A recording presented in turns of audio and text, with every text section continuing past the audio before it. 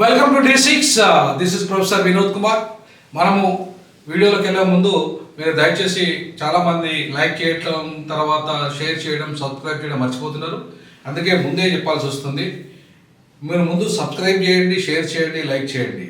అలాగే ఫైనాన్షియల్గా కూడా మీరు సపోర్ట్ చేయడం చేసే కారణంగా ఈ ఉద్యమాన్ని, దక్షిణాది ఉద్యమాన్ని, అలాగే సామాజిక న్యాయాన్ని, అలాగే మానవ హక్కుల్ని ఇవాళ మనం ఇంకా ముందుకు తీసుకుపోవడానికి మీ ఆర్థిక సహకారం ఎంత అవసరం. కాబట్టి ఆ ఆర్థిక సహకారం ఉద్యమానికి అందించాల్సిందిగా విజ్ఞప్తి చేస్తూ మనం ఇప్పుడు చాప్టర్లోకి వెళ్ళిపోదాం. మన టాపిక్లోకి ప్రధానంగా రేపు క్రిస్మస్ జరగబోతుంది. ప్రపంచమంతా లోక రక్షకుడిగా యేసుక్రీస్తు నామం అంతా కూడా కోట్లాది మంది, లక్షల కోట్ల జనము ఇవాళ యేసుక్రీస్తు జయంతి అంటే ఆయన పుట్టినరోజు సందర్భంగా ప్రపంచానికి ఒక వెలుగు దినంగా ఇవాళ దళితులకు, ఈ దేశంలో ఉన్న దళితులకంతా కూడా వాళ్ళు ఏదైతే అంధకారం, కొన్ని వేల సంవత్సరాలుగా అంధకారంలో ఉండి చదువుకు దూరమై, అధికారానికి దూరమై, ఆత్మ గౌరవానికి దూరమై ఇవాళ ఏదైతే మొత్తం మూతికి ముంత ఇవాళ కట్టుకొని విద్యకు దూరమైపోయి వేల సంవత్సరాలుగా అజ్ఞాన అంధకారంలో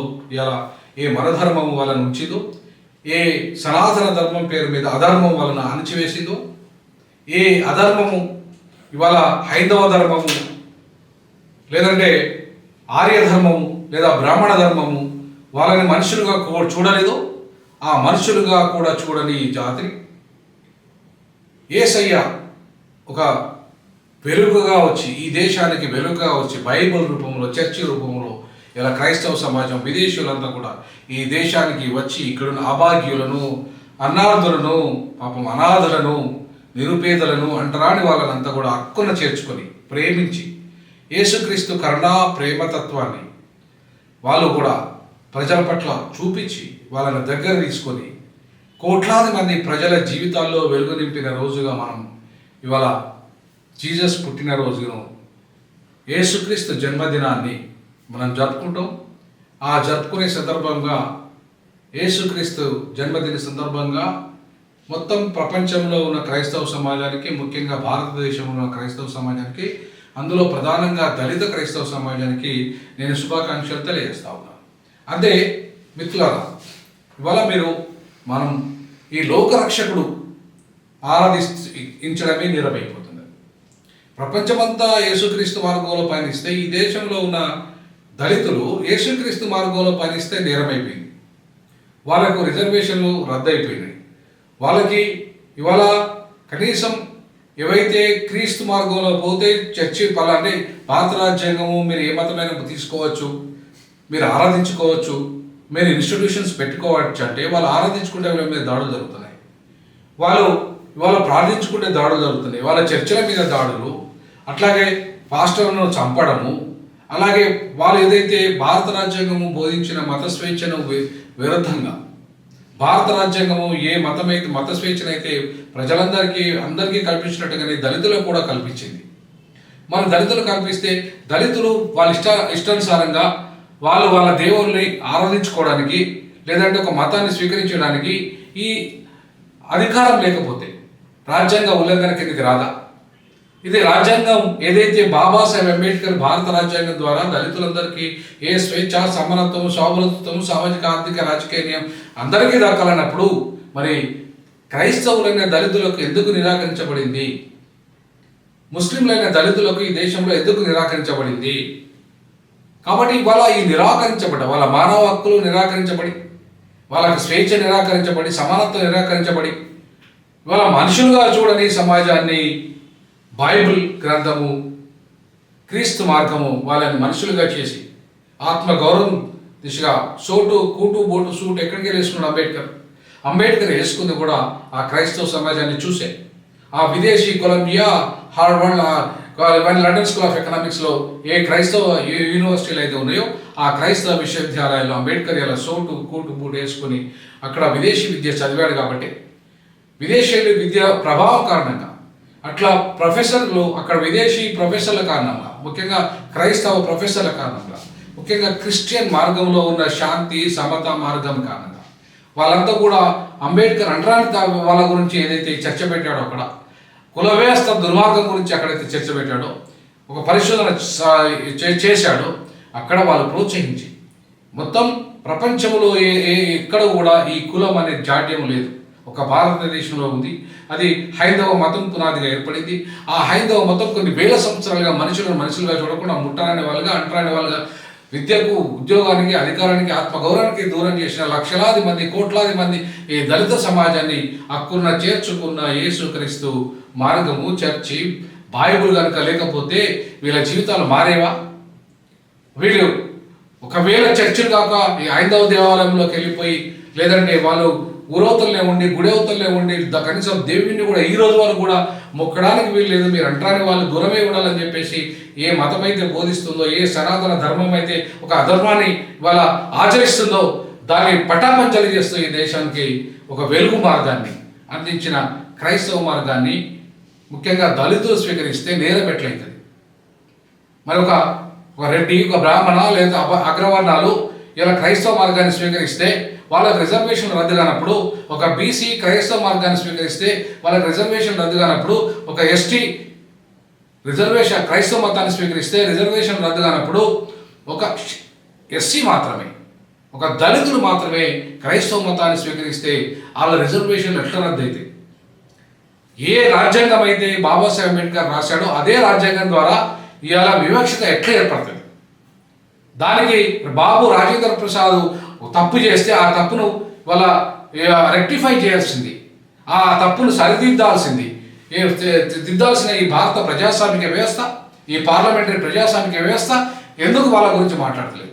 ఎందుకు వాళ్ళని ఈ దుర్మార్గమైన అణచివేత, ఈ దుర్మార్గంగా వాళ్ళని హైందవ మతంలోనే, అధర్మ మతంలోనే, సనాతన ధర్మంలోనే ఉంచి వేల సంవత్సరాలుగా వాళ్ళన్నిటికీ దూరం చేసిన ఈ విద్యకు, అధికారానికి, హక్కులకు దూరం చేసి అంధకారంలో నెట్టేసిన ఆ హైందవ మత ధర్మాల్లో అందులోనే ఉండాలి, సావాలి, అందులోనే ఇవాళ బానిసలుగా బతకాలని చెప్పేసి సిద్ధాంతం, మత సిద్ధాంతం ఎట్లా ఇది గొప్ప మానవత్వ సిద్ధాంతం అవుతుంది? ఆ మతం ఎట్లా ప్రపంచ మానవాళి స్వీకరించాలి? దాన్ని ప్రపంచ మానవ హక్కుల ఉల్లంఘన కాదా? భారతదేశంలో భారత రాజ్యాంగం బోధిస్తున్న ప్రాథమిక హక్కుల ఉల్లంఘన కాదా? ఇది రాజ్యాంగము స్వేచ్ఛ, సమానత్వం బోధిస్తున్న సమానత్వ సిద్ధాంతానికి విరుద్ధం కదా? రాజ్యాంగం బోధిస్తున్న స్వేచ్ఛకు విరుద్ధం కదా? సమత ధర్మానికి విరుద్ధం కదా? రాజ్యాంగం బోధిస్తున్న సమాన హోదాకు విరుద్ధం కదా? సో కాబట్టి ఇవాళ సామాజిక న్యాయాన్ని వాళ్ళు ఎందుకు అనుభవించకూడదు? వాళ్ళ మతం మారినంత మాత్రాన వాళ్ళ కులం మారతలేదు కాబట్టి నువ్వు ఇచ్చే రిజర్వేషన్ కులం మీదనా, మతం మీదనా? సో మతం మీద రిజర్వేషన్లు అనేటివి భారత రాజ్యాంగ నిర్మాణ సభ ఒప్పుకోనప్పుడు నువ్వు బలవంతంగా ఆ మతంలో ఉంటేనే రిజర్వేషన్ ఇస్తా అని చెప్పేస్తే అది ఏ రకమైన న్యాయం అవుతుందో చెప్పేసి ఇలా న్యాయమూర్తులు సుప్రీంకోర్టు నుండి మొదలుకుంటే మొత్తం అన్ని న్యాయస్థానాలలోని న్యాయమూర్తులు దీనికి సమాధానం చెప్పాలి.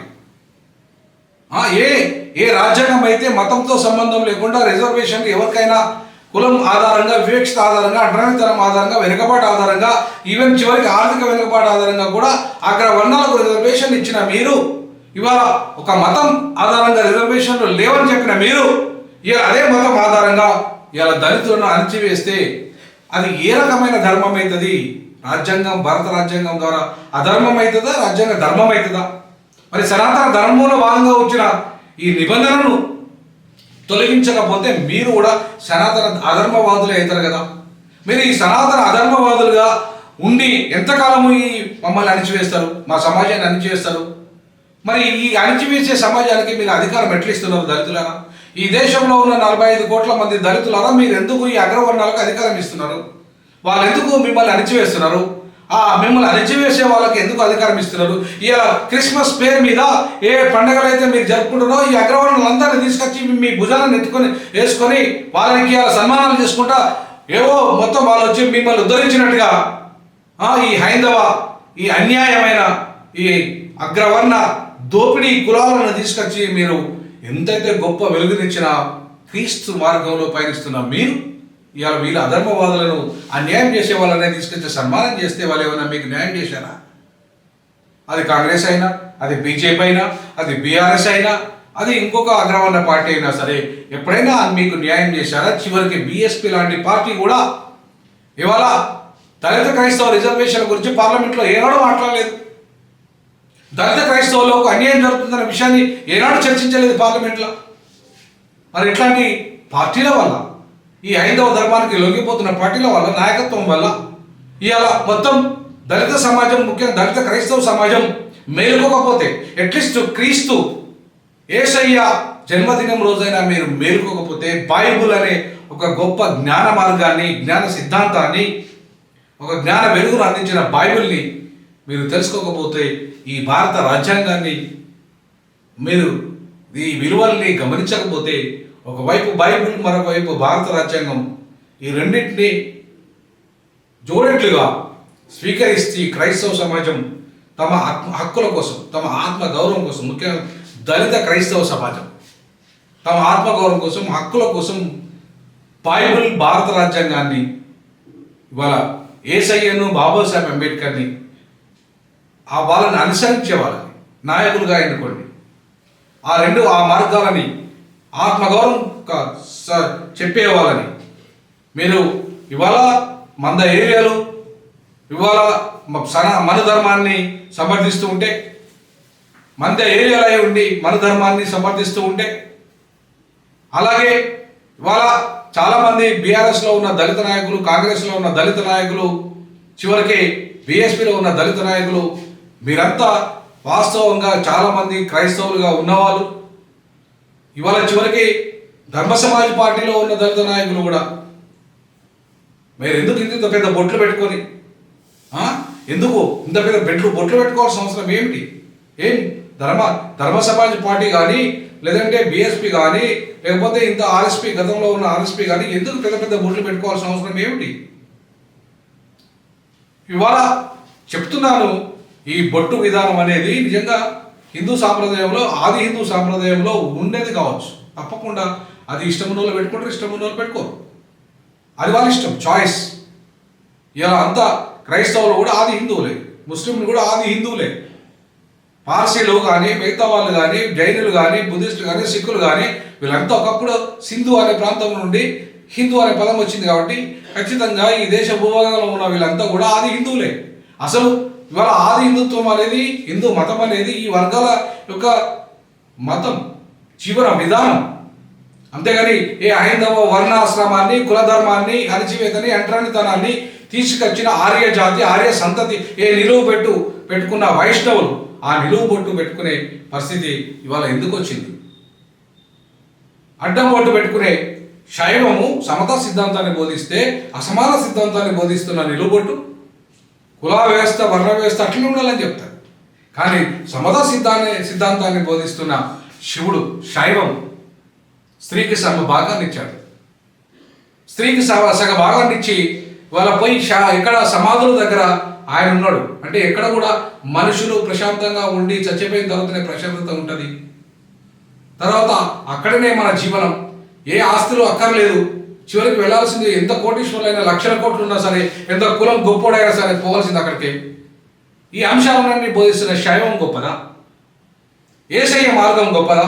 యేసయ్య మార్గం గొప్ప. యేసయ్య కూడా తన భూమిని అంతా మీరు వెళ్ళి మీ సమస్త ఆస్తిని అమ్మి పేదలకు పంచి నిన్ను వాళ్ళని పొరుగు వాళ్ళని ప్రేమించమని చెప్తున్న యేసు మార్గం గొప్పది, శైవ మార్గం గొప్పది, సమతా సిద్ధాంతాన్ని బోధిస్తున్న శైవ మార్గం గొప్పది. అట్లాగే కుల వ్యవస్థ లేని ఇస్లాం గొప్పది. అట్లాగే ఏ సమతా సిద్ధాంతాన్ని బోధిస్తున్న ఏ మతమైన, జైనమైన, బౌద్ధమైన గొప్ప మతాలే. ఒక్క వర్ణాశ్రమ ధర్మాన్ని బోధిస్తున్న సనాతన అధర్మాన్ని, ఒక కుల వ్యవస్థను నిర్మాణం చేస్తున్న ఈ సనాతన అధర్మాన్ని, అలాగే అంటరానితనాన్ని బోధిస్తున్న ఈ సనాతన అధర్మాన్ని మాత్రమే వ్యతిరేకించాలి. కానీ మిగతా మతాల్లో సమతా సిద్ధాంతాన్ని ఏవైతే బోధిస్తున్న మతాలన్నింటినీ స్వీకరించాల్సిన అవసరం ఉంది. అంతేకాకుండా ఇవాళ క్రైస్తవ దళితుల మీరు మేల్కోండి.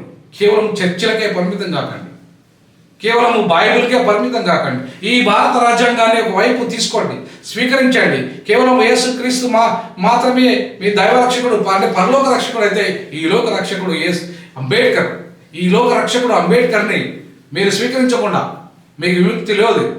ఈ లోక రక్షకుడైన అంబేద్కర్, పరలోక రక్షకుడైన యేసయ్య ఎంత అవసరమో ఈ లోక రక్షకుడైన అంబేద్కర్ అంతే అవసరమో.